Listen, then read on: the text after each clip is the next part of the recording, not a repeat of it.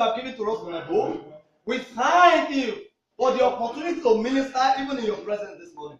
We thank you for everyone in this auditorium right now. We thank you for people that are watching us online right now. We return the glory to you in Jesus' name. We appreciate you for last Sunday service. We thank you for this Sunday service. We thank you for the word that is coming forth. We believe in you because it will meet us at the point of our needs in Jesus' name. We thank you because power that is contrary in this hour, oh Lord, they have already gone down by fire in Jesus' name. We pray this message will not condemn any of us in the day of judgment. In the name of Jesus, I pray that, oh Lord, as I release myself to be used just as a vessel in your hand, speak through me in the name of Jesus Christ. Oh God, save soul this morning, heal the sick, deliver the burden, liberate your people from ignorance, captivity, and every form of bondage. In the name of Jesus, bless your people mightily to the glory of your name. In the name of Jesus, souls are living my God, my Father, O Lord. Thank you, patient of this, O Lord. In Jesus' wonderful name, I pray. In Jesus' wonderful name, I pray. Praise the Lord. And last week, I started a very, very crucial topic that is crucial to our faith as Christians. I started a topic that we need to understand. I started a topic that unfortunately it has been relegated to the secondary in the body of Christ. And I remember last week we talked about spiritual birth.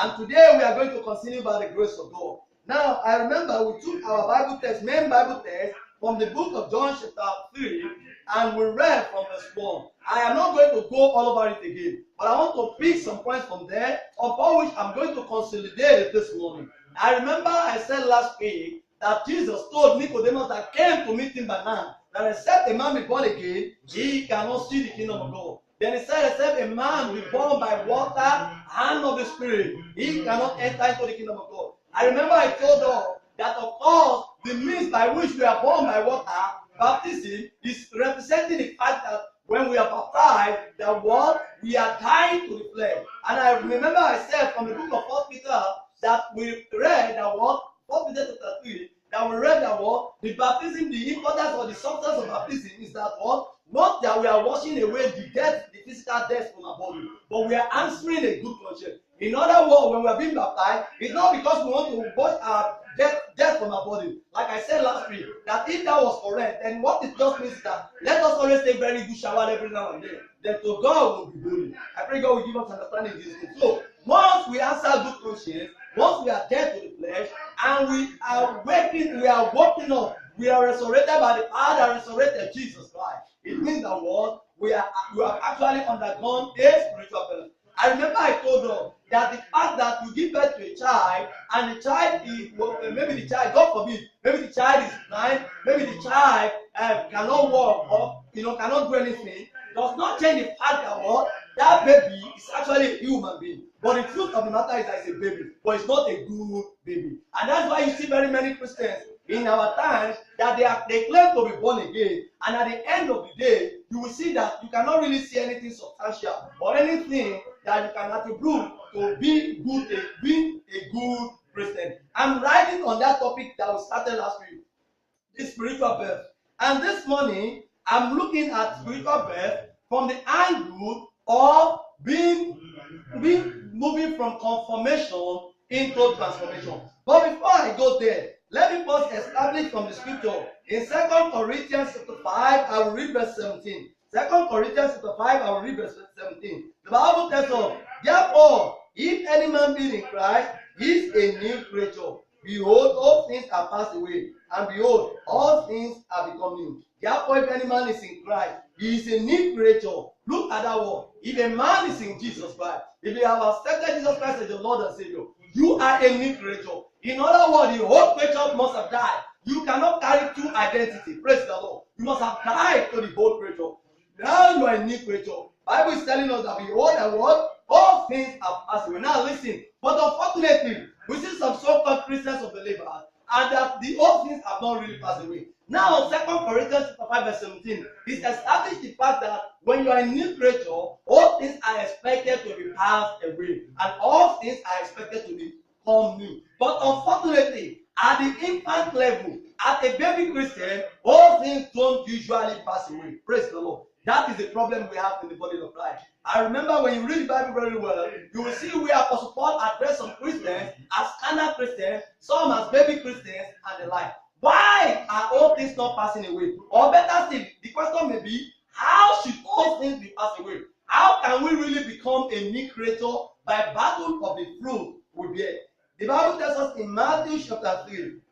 I want to establish something there for us. Matthew chapter 3, when John the Baptist was preaching to the people, the Bible tells us that in verse 6, in verse 5, chapter 3, Matthew chapter 3, verse 5, let me just take it from verse 5. Then went out to him Jerusalem and all Judea and all the region round about. And in verse 6, and were baptized of him in Jordan, confessing their sins. Now the people were confessing their sins. Now we need to understand what it means to confess our sins. Now, first and foremost, when you want to accept the Lord Jesus Christ and you want to begin to confess your sins, the question is, can you remember all the sins you have committed?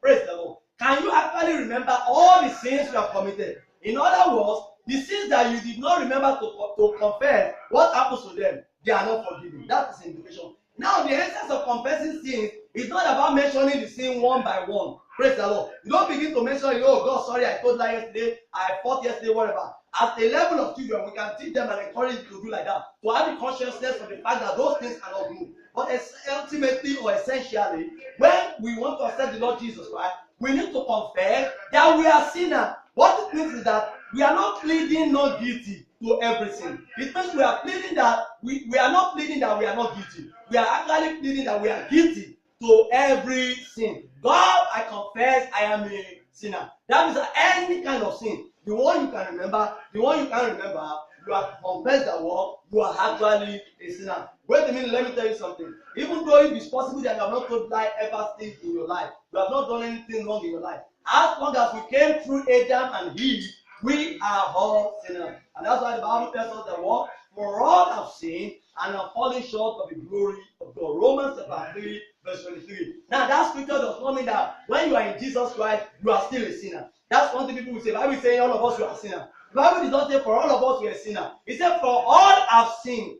Past participle. Meaning that at one point or the other, we have committed sin. It's not that we are going to sin. Hallelujah. So whenever we say we have all sinned, what it means that nobody is exonerated from sin. But however, for you to be exonerated from sin, or for you to live the simple lifestyle or the simple body and the simple creature, you need to die to the former creature and come alive in Christ as a new creature. Now the Bible tells us something. When John was preaching the baptism, he told the people in verse 7, but when he saw many of the Pharisees and Sadducees come to the baptism, he said unto them, O generation of vipers, who has warned you to flee from the wrath to come? There's a wrath for people who have not accepted the Lord Jesus Christ as their Lord and Savior. Now in verse 8, that's where I'm even going. He said, bring forth therefore fruit meet for repentance. Now, anytime you say you have accepted Jesus Christ as your Lord and Savior, you are expected to repent of your whole life. You are expected to repent of your former lifestyle, which ordinarily will be patterned according to the devil and his will,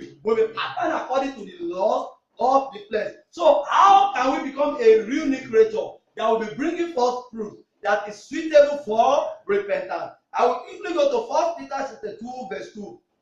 1 Peter chapter 2 verse 2. Bible tells us something that is very instructive and very clear. It tells us 1 Peter chapter 2 verse 2. As newborn babies, desire the sincere milk of the word, that you may grow thereby. Look at that Bible text.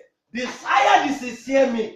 It is not saying desire the milk of the word. There are sincere milk of the word. There are insincere milk of the word. In other words, there are some word of God that we hear that will not really make us to grow effectively. Will not make us to develop effectively. Now, but you need to desire the sincere word. These are the word of God that have been taught in truth and in spirit. These are the word of God that are not taught with bias. These are the word of God that are not taught on the basis of standard and personality of the preacher, but the word of God that is being taught on the basis of the personality and the lifestyle of Jesus Christ and the practice of the early apostles. Praise the Lord. What we see in the body of Christ today is that we preach Jesus Christ. We preach the word of God according to the standard of the preacher or the general overseer of the church or the founder of the church. We don't preach the word according to the personality of the Lord Jesus Christ, which Bible tells us is the only way, the truth, and life, that no man can go to the Father except by him. In other words, you don't go to God by general overseer. You don't go to God by a preacher. You don't go to God by a pastor or a prophet. You go to God by Jesus Christ. Praise the Lord. But when the mini pastor, then what are the functions of these pastors, prophets, and the like? I will come back there next time by the grace of God. But what we are establishing in the fact that the Bible says we should desire the sincere, underline the word, sincere milk of the world, so that we can grow, we can develop thereby. Very many of us, we are not desiring the sincere word of God. We are desiring the word of God that suits us. We are desiring the word of God that will fuel the lust for our flesh. We are desiring the word of God that will make us rich overnight. We are desiring the word of God that will make us to become billionaire and trillionaire and whatever, to the detriment of our soul. The sincere milk of the world. You can see the way the Bible put the word of God. It's milk for newborn babies. Praise the Lord. We need to desire it. Now, I quickly go to Romans chapter 12. I want to establish something there so that we can understand that at the spiritual birth, we need to actually grow and develop. If we are not going, we are not developing, it means we are a deformed spiritual being. Praise the Lord. We are a deformed baby, like I explained the other time. Hallelujah. So for us not for us to be a spiritual being, we need to be a good spiritual being. In Romans chapter 12, I will read from verse 1. I beseech you therefore, brethren, by the mercies of God, that you present your body a living sacrifice, wholly acceptable unto God, which is your reasonable service. At the point of new creator, you are supposed to present your body. You are supposed to understand that even though it's your soul that is saved, even though it's your spirit that is saved, the body is not saved. Praise the Lord. The fact that you have accepted Jesus as your Lord and Savior does not mean that when you put your leg inside a hot oil, you will not remove it immediately. The fact that you have accepted the Lord Jesus Christ does not mean that when you see an iron and you hit your leg against it, it will not pain you. No, praise the Lord. Your soul is actually saved. The part of the body that is saved is actually the soul. That's why the Bible says, what shall it profit a man if he gains the whole world and loses his own soul? What can he use in exchange for a soul? Mark chapter 8, verse 36. Praise the Lord. Mark chapter 8, verse 36. So now, Apostle Paul was writing to the Christians in Rome that they should please submit their bodies to God as a living sacrifice, holy and acceptable unto Him, which is their reasonable service. Now, verse 2, Romans chapter 12, verse 2. And be not conformed to this world, but be ye transformed by the renewing of your mind. Very many of us, we are conformed to the world. Before we accepted the Lord Jesus Christ, we are in conformity with the world. We have our conformation to the world. Praise the Lord. The Bible is saying that for us to be transformed, we need not to conform with the world. In other words, what happened to most people is that immediately they accept Jesus Christ as their Lord and Savior, they are not actually transformed, but they are reformed. Praise the Lord. Although reformation is a type of transformation. Reformation is a type of transformation. Praise the Lord. But what does it mean? When you accept the Lord Jesus Christ and you are still conforming to the world, you are only reformed. What it means is that the only thing that people see that change in you is that you now start praying in the name of Jesus. Maybe before you were not praying. Maybe before you don't even used to go to any church or something. But now you start going to church. But you guess what? You are still cursing the way the people in the world are cursing. You are still fighting the way the people in the world are fighting. You are still abusing the way people in the world are still abusing. You are still envious the way people in the world are still envious. Oh, you are still stealing the way people in the world are still stealing. You are still doing a lot of things the way people in the world are doing. The only thing is that because you now pray in the name of Jesus, because you now attend church, okay, you have been reformed, but you have not been transformed. Bible says, but don't be conformed to the world. In other words, for you not to be conformed to the world, you need to be transformed. But the Bible gives us an idea of how to be transformed. It said by the renewing of our mind. We need to go to the place of our mindset. We need to go and talk to our mind and begin to tell ourselves, oh, I can overcome sin. Oh, I can overcome this sinful habit. Oh, I can overcome this shortcoming. You need to go and settle it in the place of heart. Praise the Lord. And that's why the Bible tells us, we should guide our heart with all diligence. From out of it comes the issues of life. Proverbs chapter 4, verse 23. Praise the Lord. We need to guide our heart with all diligence. As a Christian, you need to be transformed only by renewing your mind with the word of God. Praise the Lord. That is how to be transformed. If you don't renew your mind, if you accept Jesus Christ today as your Lord and Savior, and you are not renewing your mind, you will still be cursing. You will open your mouth and be cursing. You will be fighting. You will be doing all sorts of things that you were doing before. You will not experience the true transformation. But as a Christian, if you are in Christ, you are a new creature. All things are possible. You have become new. But for all these things to manifest really, you need to be transformed by renewing your mind. How do you renew your mind? The psalmist tells us in the book of Psalms chapter 119 verse 11, your word have I hidden in my heart, that I might not sin against thee. When you hide the word of God in your heart, when you want to see anything, you will not curse. I see Christians, they curse, and they think it's a normal way of life. They are Christians though, but they are bad Christians. Praise the Lord. They are bad Christians. When you are in Christ, you are in new creature, you don't curse again. The same man you used to pray, you are also cursing. Then what is the difference between you and the people in the world? Praise the Lord. When you are wishing somebody to die, and the Babalawo too are wishing people to die, then tell me the difference between the two of you. But you are calling the name of Jesus does not make it right. Hallelujah. When you are in Christ, you are a new creature. All things will pass away. The way you talk before is not the way you talk again. Hallelujah. You need to be careful of what comes from your mind, from your mouth. Praise the Lord. And that's why the Bible is telling us to be transformed by the renewing of our mind. Why should we be transformed by the renewing of our mind? No, I go to the next verse. And out of the verse 2 of Romans chapter 12, he said that so that we may be able to prove what is good and acceptable and perfect will of God. Very many of us, we are doing things that are good, but is it acceptable unto God?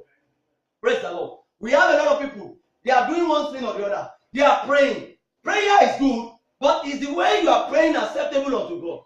Some are giving. Giving is good, but the way you give, is it acceptable unto God? Praise the Lord. I remember I was sharing the word of God with some people, and they were saying that all those things in the Old Testament they still work. That when they go to one prophet, they will say they should go and do this, and maybe somebody is disturbing their progress or something, and the person will die. That is working, that they will give you something, that when you do it and you use it, you apply it in your businesses. The business will thrive, will blow up, and that is working. And I now told them, I said, if something works, does that mean it's acceptable to God?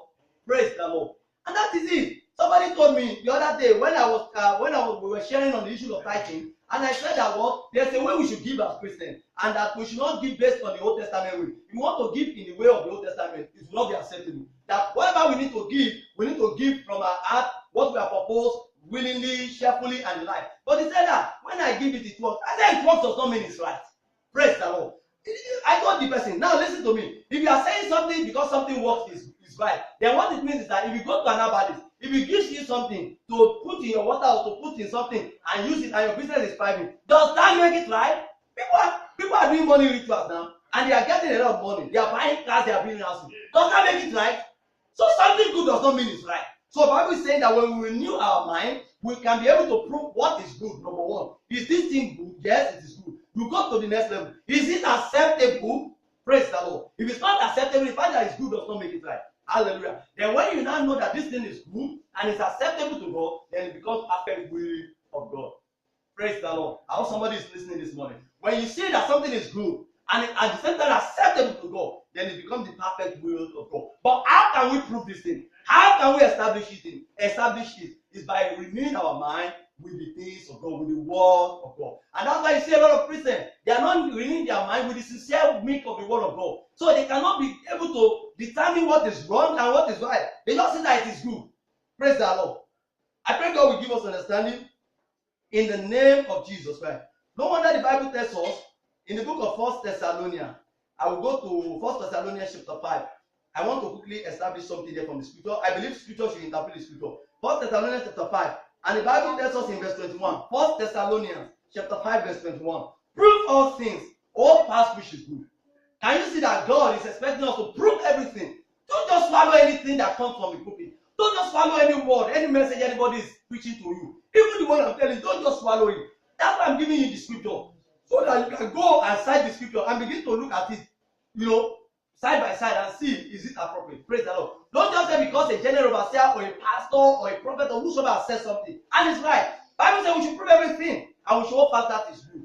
That means that everything you are being told will not be good. Hallelujah. So you need to begin to prove that. That is at the point when you have been spiritually giving birth to, that is, you have experienced spiritual birth, you now want to grow and develop, you need to renew your mind with the appropriate word of God. So that every time from time to time, you may always prove that which is good, which is acceptable, which is the perfect will of God. I pray God will open our hearts of understanding in the name of Jesus. I say God will open our hearts of understanding in the name of Jesus Christ. In Romans chapter 7, I read verse 4. Say, wherefore, my brethren, you also have become dead to the law by the body of Christ, that you should be married to another, even to him who is raised from the dead, that we should bring forth fruit unto God. In other words, when we have accepted Jesus Christ as our Lord and Savior, we are expected to bring some fruit. Praise the Lord. You cannot say you are born again and your life is not different from people in the world. It's a problem. Don't get it wrong. I'm not saying you are not born again. But the truth is, are you a good born again? Are you a baby born again, or you are mature born again? Remember, God wants us to get to the level of maturity. Remember when you give birth to a baby, you want the baby to begin to grow. If the baby is not growing, it will be causing sorrow to the mother and the father. May you not cause sorrow to God in Jesus' name. Very many Christians are causing sorrow to God. They are not growing. Yes, Jesus has died for them. Yes, they believe in Jesus Christ. Praise the Lord. But they are not bringing forth any fruit. Hallelujah. They are not bringing forth any fruit. How do we get to be transformed? When you are transformed, it means you are carrying another nature. The Adamic nature has died. You are not having a spiritual nature, which is by faith in the Lord Jesus Christ. Which is by faith in the Lord Jesus Christ. What are we to be renewing our minds with? With the word of God so that we can grow. What other things do we need to renew our mind with? I go to Philippians chapter 4 verse 8. I go to Philippians chapter 4 verse 8. The Bible tells us, finally, brethren, whatsoever things are true, whatsoever things are honest. We need to be renewing our mind with things that are true, with things that are honest. Whatsoever things are just, things that are just, that are right. Whatsoever things are pure, whatsoever things are lovely, whatsoever things are of good report. If there's any virtue and if there's any praise, think on these things. These are the things we're supposed to fix our mind on. Things that are true, things that are good, things that are just, things that are good report. Praise the Lord. Things that are honest. Praise the Lord. You don't partake in busybodies. You don't partake in hearsay. Whatever somebody tells you, you hear the person, or you investigate to see if it's the truth. Praise the Lord. As Christians, you don't just say things without getting your fact. Yes, somebody told me this, but I don't know if it's true or not. That's the way to talk as a Christian. Don't say somebody told me that somebody did something and you believe. How did you believe? They said he did it, but I don't know. But I know that person, though he does some things that is not good at times. But this one, I don't know if he did it or he didn't do it. Praise the Lord. As Christians, we need to be careful. We need to be transformed by renewing of our mind, and we need to be concentrating all our mind on things that are good, things that are true, things that are honest, things that are just, things that are of anything of virtue, or things that are lovely. Praise the Lord. What is scripture is also telling us, not only the word of God, the Bible basically, there are some other things as Christians that when we read, they can benefit our life. But make sure those things do not contradict the scripture. Praise the Lord. As Christians, you are supposed to read any book or any book that you think can be of value to you. And come and use the Bible to begin to filter them. To filter those that are good to make use of it. Those that are not good to throw them away. Praise the Lord. Not as a Christian that somebody, you will read the Bible, you will not need a preacher or a general overseer to tell you whether that Bible is right or wrong. So that means that is that preacher or GO that is an authority, then the Bible is inferior. Instead, you should use the Bible to check what the GO or pastor like me we are saying to see whether it's right or wrong. I pray God will give us understanding in Jesus. I always tell people the Bible is the highest form of revelation. One day I will be talking about the Bible. I pray if Jesus tarries, we have the grace to do that in Jesus' name. God is expecting us at the spiritual birth that will begin to grow by discerning the sincere milk of the word. I remember I told you, not just any milk, sincere milk of the word, so that you can grow and develop thereby. 1 Peter chapter 2 verse 2. I also remember I told you that in Christ you are a new creature. All things are passing away, but for all things to pass away, you need to be transformed by not conforming to the world. Don't do things the way the world are doing it. Praise the Lord. Your own should be different. Praise the Lord. And you actually be transformed by renewing your mind. It's from your mind that you can know if you can or you cannot. Praise the Lord. Even though the grace is available, that the grace of God that brings salvation is available to everybody, has appeared to all person. Teaching us that what? In godliness and we should live our life in godliness. Praise the Lord. That we should not live our life anyhow. So you cannot say you are born again and you're living your life anyhow. You are a baby Christian and it's a dangerous level to be. Praise the Lord. So you need to grow by deciding the sincere milk of the word and by making sure that what you are transformed only by renewing your mind with the word of God. Don't just go to church because you want to go and get business contact. Don't go to church because you want to just go and identify yourself with other people. Go to church because you want to go and worship God in truth and spirit and to get the proper word of God. Don't go to church because they want to give you a special prayer or something. Go to God with genuine intention. Read the Bible with genuine intention. Everything you are doing as a Christian, do it with sincerity. Praise the Lord. So that you can actually grow and develop. Without growth, it's dangerous for you as a Christian. Once you accept Jesus as your Lord and Savior, you need to grow. You don't talk like people in the world. You don't do things exactly the way they do. Praise the Lord. Yes, there are music they listen to that you cannot listen to. And there are some music of the world that you can still listen to. Praise the Lord. But you need to filter it with the word of God. Is this music right? Is it making me to grow spiritually, physically, or otherwise? Praise the Lord. But if it's a song that is making you to want to do the will of the devil, it's making you to want to do things that are not good, you don't need any pastor to tell you that the song is not good. Praise the Lord.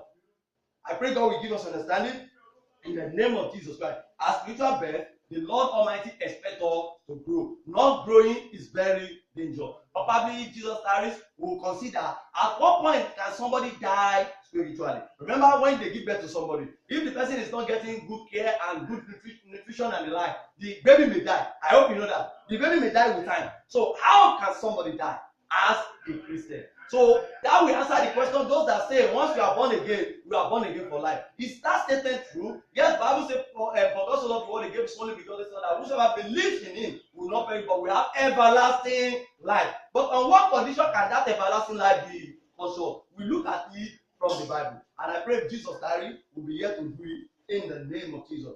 For as many of us that we are struggling to grow as Christians, all you need to do is to ensure that you listen to different men of God. And when you are listening to them, whatever they are saying, you are putting them the Bible scripture. As you are studying it also, you can have a Bible partner whereby you can share the word of God. And if the church you are going is the church that they are in teaching ministry, they know the word of God in truth and in spirit, you can have time to fellowship with their Bible study so that you can go. But don't restrict yourself to a particular church so that you can hear from here and use the word of God to filter it for your home good. Remember, even though when you are eating, you don't eat only one type of food, you eat different type of food to get different nutrients. Praise the Lord. Because if you are eating only carbohydrate, you'll be deficient in protein and some other things. If you are eating only protein, you'll be deficient in carbohydrate. Praise the Lord. So the same way the things of the spirit. Praise the Lord. You need to tap from the benefits of different offices, teaching, pastors, prophets, apostles, and evangelists. Praise the Lord. Or you must have your Bible. And first thing a teacher, a good teacher, will tell you to teach you is how to divide the word of God. So that when the teacher is even making error, you say, "Oh God, you taught us this, but why are you saying this?"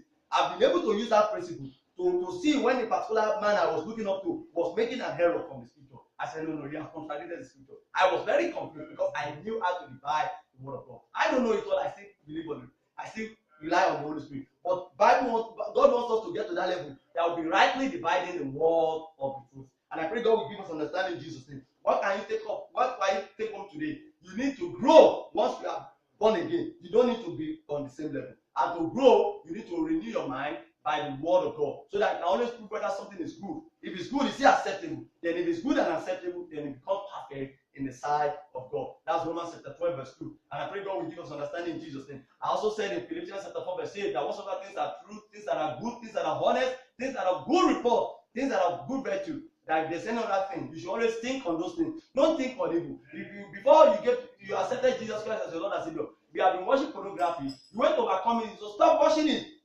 And begin to fix your mind on the things of God. If you are married, fix your heart on your wife alone. Fix your heart on things that you know that is good for you, nothing. But if you are not married, fix your mind on the things of God. And if you are marriageable, get married. Don't wait until you have 10 million naira, so that devil will not bastardize your future because you are waiting to get enough money to marry. And devil will just come and make you to sin against God. I pray God will give us understanding in Jesus' name. When I talk about marriage, I will talk about some of the things as God will help me in Jesus' name. You are here, you have not even been born again at all. Then what it means that you need to first accept Jesus Christ as your Lord and Savior. You need to confess that you are a sinner, like I said the other time. You need to tell him to wash your sins, to wash you in the precious blood. He will write your name in the book of life. He will give you a request for power over sin, grace over the devil, temptation, and this one.